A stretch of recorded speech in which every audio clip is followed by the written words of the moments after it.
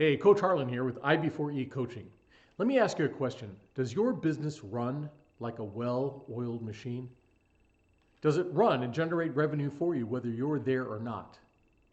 Can you take an extended vacation away from your business without worrying whether things will fall apart without you there? If you said no to any of those questions, then chances are you have not heard of the beauty and the benefit of systems. Now, if you've followed any of my videos, you know that I'm into strategies, systems, and controls. Systems are a way to get your business to run like a well-oiled machine. I'll tell you exactly what I mean and show you the benefits of implementing systems in your business right after this, so stick with me.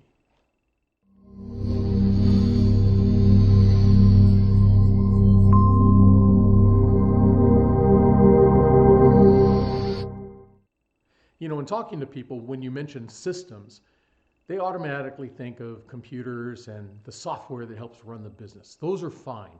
I want to talk about the actual business, the processes that generate and run your business. Now, every business, regardless of what the business is, whether you're a dentist or a dog walker or a donut maker, your business runs on a set of business processes. Whether you intended it or not, or thought about it or not, they run on a set of processes.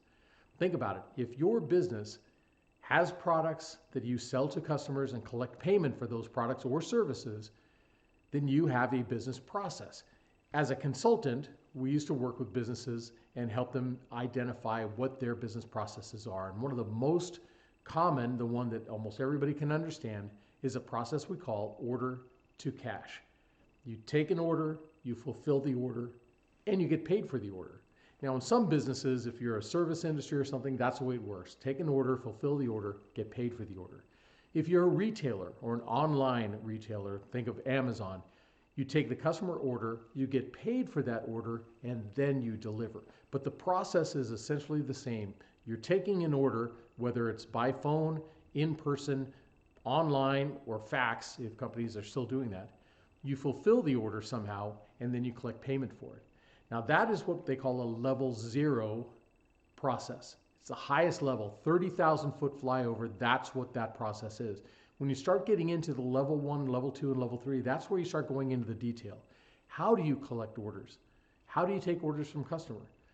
When you fulfill the order, do you go to the client site, like a plumber or an electrician? Do you go to the client site to do the work? If you're a manufacturer, do you manufacture to that specific order? Do you manufacture to the shelf and then sell from the shelf?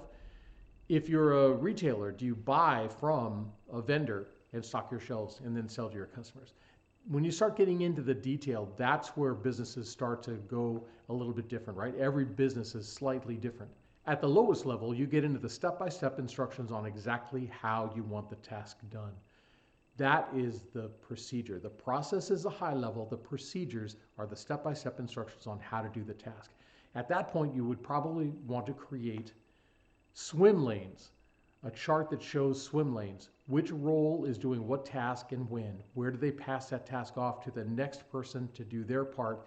And then what is the end of that process? And I'll show you a diagram of that just to show you what those swim lanes look like.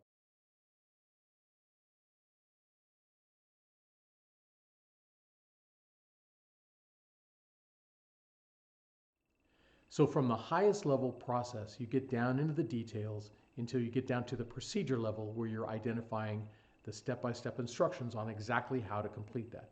This can bring a lot of benefit to you. As a consultant, work with companies around the world, helping them identify their processes, streamline their processes, or modify or improve their processes, and then going into the new, the 2B processes, how business will run after those new processes are implemented.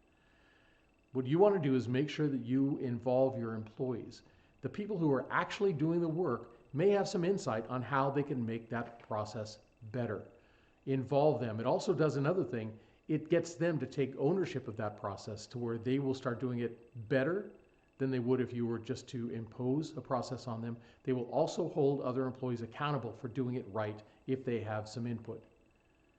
Secondly, document. You've got to document the work that you're doing. If you document it, those processes and procedures can go into your operations and training manual.